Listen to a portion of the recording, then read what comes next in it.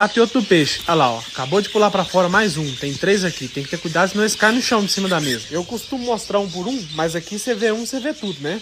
Eles são verde escuro ou opalino. Mas o ouro tá escondido, que eles são portadores de asas negras e portador de azul. Mas o mais importante aqui, os bichinhos tá saudável, hein, rapaz? Ó, tá redondinho. E eu vou mostrar pra vocês também os pais. O pai deles é esse camarada aqui, um asas negras portador de opalino. E a mãe é essa aqui, ó, um azul cobalto opalina full body. E antes dessa galerinha bonitinha aqui e morar no viveiro, eu venho aqui e atualizo eles de novo.